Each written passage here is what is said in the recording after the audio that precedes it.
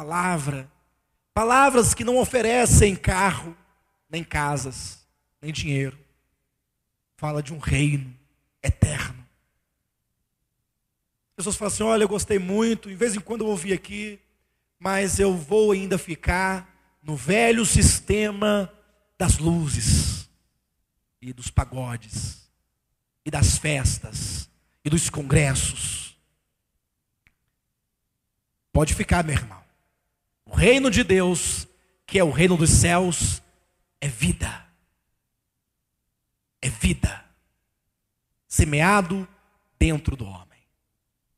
Ninguém pode entrar no reino de Deus, no conceito do Novo Testamento, sem nascer de novo.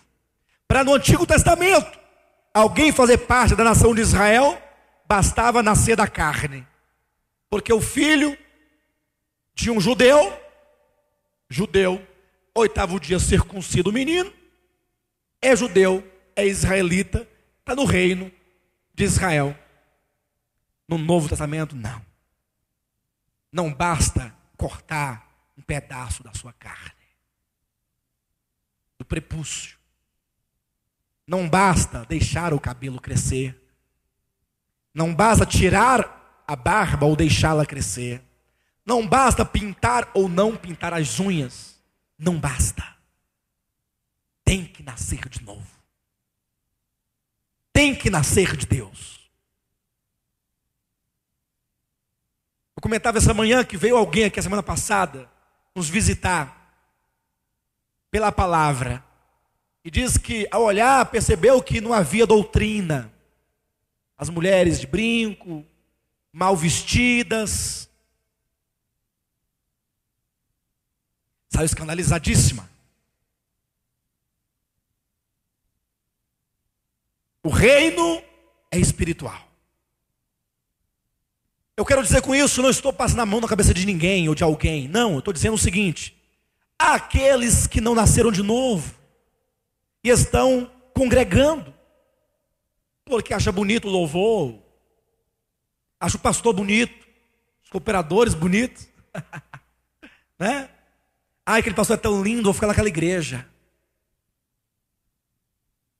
Aí fica lá, nunca nasceu de novo, entra ano e sai ano, é a mesma pessoa. As vestes cada vez encurtam mais. Outros que, muito bem vestidos, parece um fariseu, mas mentem, furtam, enganam. Na verdade, eu tenho mais medo de uma pessoa bem vestida do que uma mal vestida. Porque o bem vestido esconde alguma coisa. Você quer se esconder? Se vista bem. Tá aí.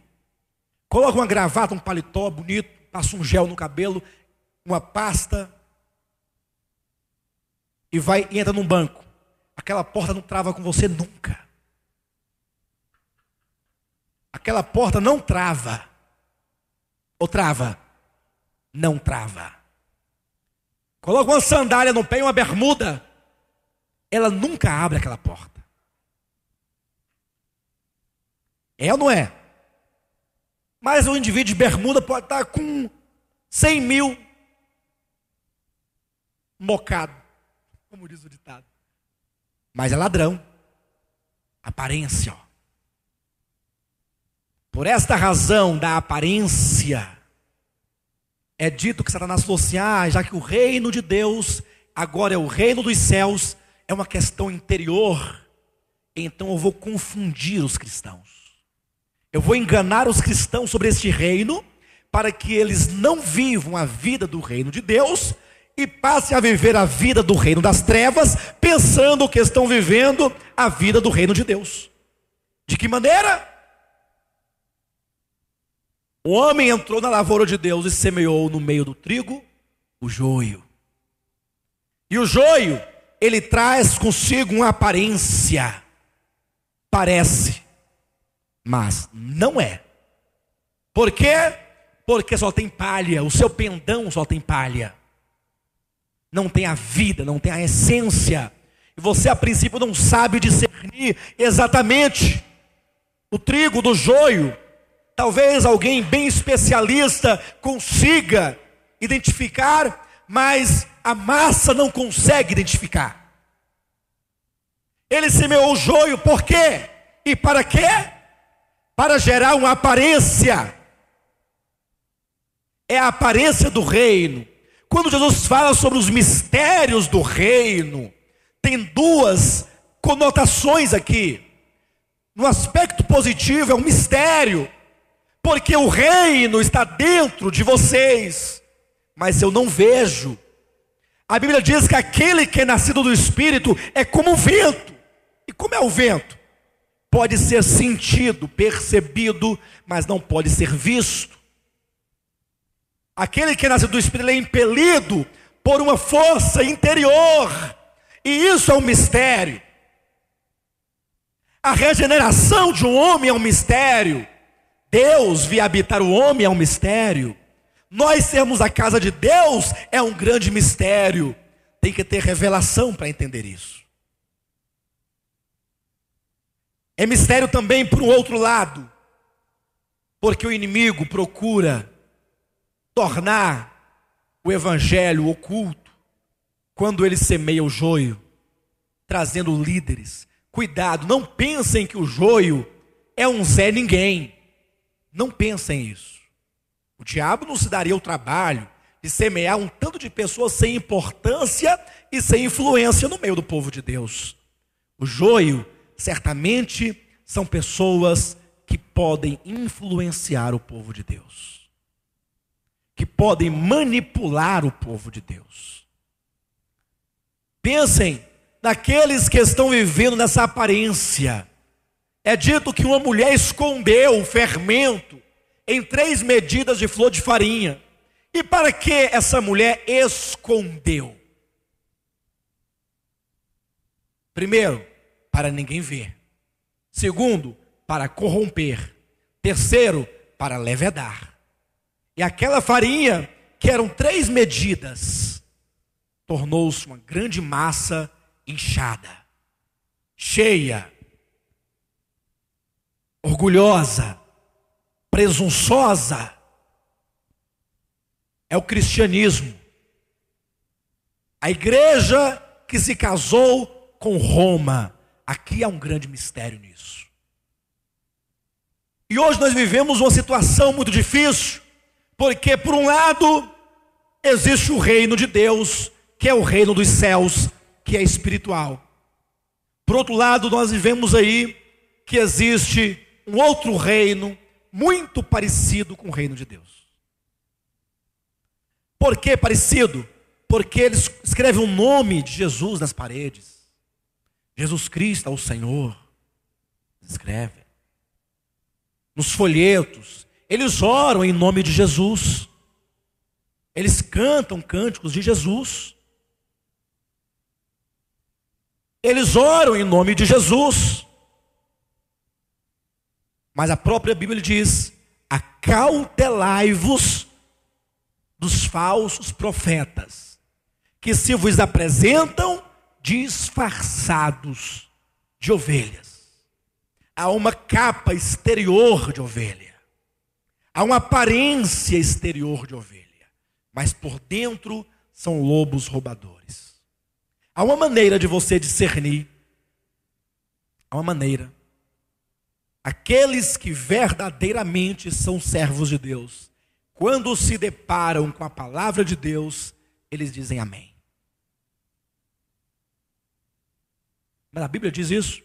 Abra a Bíblia comigo em 1 João, capítulo 4, diz assim: amados, versículo 1, não deis crédito a qualquer espírito. Antes, ao invés de você sair dando crédito, acreditando, credibilizando, provai. Os espíritos se procedem de Deus. Como alguém pode provar? Cuidado para não sair julgando as pessoas. Muito cuidado. Não saia julgando, mas prove. Como provar? Versículo 2: nisto reconheceis o Espírito de Deus. Todo espírito que confessa que Jesus Cristo veio em carne é de Deus. Aí alguém lê isso aqui e fala assim: ah, então tá bom. Aí chega um endemoniado e fala assim: bem, esse espírito aqui desse endemoniado é de Deus ou é do diabo? Ô espírito, Jesus veio em carne? O que ele responde? Veio ou não veio? Veio. É de Deus. Dá um abraço aqui, dá um abraço, Pedro. Aí dá um abraço no espírito. Não está dizendo aqui? Mas e aí? Atenção, quando João está falando isso aqui não é uma regra geral. Essa aqui é uma regra específica para o que acontecia no tempo dele. Como havia uma grande heresia naquele tempo, que afirmava que Jesus não veio em carne, então ele diz: quem diz que ele não veio em carne, então não é de Deus. Ele está tratando com algo do seu tempo. Hoje, por exemplo, a Bíblia diz que o reino de Deus é espiritual. Poderíamos dizer assim: aquele que diz que o reino de Deus é material, esse não é de Deus. Ou seja, quando qualquer espírito se opõe a qualquer parte da verdade de Deus, não é de Deus. O espírito, ou seja, o pregador está pregando, o pastor está conduzindo, o apóstolo e mestre está ensinando. A pergunta é: estes são a favor da verdade ou se opõem à verdade? Verifica o que ele vai dizer mais embaixo. Versículo 4. Filhinhos, vós sois de Deus e tendes vencido os falsos profetas. E aqui está uma característica dos verdadeiros crentes. Se há a característica dos falsos profetas, há a característica do verdadeiro crente. O falso profeta é caracterizado em se opor à verdade de Deus, e o verdadeiro crente é reconhecido por vencer os falsos profetas. Filhinhos, vós sois de Deus e tendes vencido os falsos profetas, porque maior é aquele que está em vós que aquele que está no mundo. Eles procedem do mundo, por esta razão falam da parte do mundo, e o mundo os ouve. Quem é que ouve os falsos profetas? Por que a igreja hoje está tão mundana? Por que se diz assim: olha, venha você, vamos fazer aqui uma grande corrente da prosperidade. Você que é católico, que é espírita, que é umbandista, você que é ateu, não importa a sua fé, venha receber a bênção de Deus. Por que é dito isso? E o mundo ouve. Está escrito aqui. É uma aparência do reino. O reino não se dá com visível aparência. Aqueles que estão buscando coisas palpáveis para constatar o reino, certamente serão enganados. O reino está dentro de vós. Versículo 6. Nós somos de Deus. Quando João diz nós, atenção, em toda a sua epístola ele vai usar 2 pronomes, ou 3 pronomes: nós, vós e eles. Sempre. Nós refere-se aos apóstolos. Capítulo 1 da sua epístola, ele diz: o que era desde o princípio, o que temos visto, o que temos ouvido, o que contemplamos, as nossas mãos apalparam com respeito ao verbo da vida. E a vida se manifestou e nós a temos visto e dela damos testemunho e vô-la anunciamos. Ou seja, nós vimos a vida, nós tocamos a vida e anunciamos a vida a vós, a vocês. Nós que vimos, nós que tocamos. Quem foi que viu o verbo da vida? Os apóstolos. Quem tocou o verbo da vida? Olha o versículo 3. O que temos visto e ouvido, anunciamos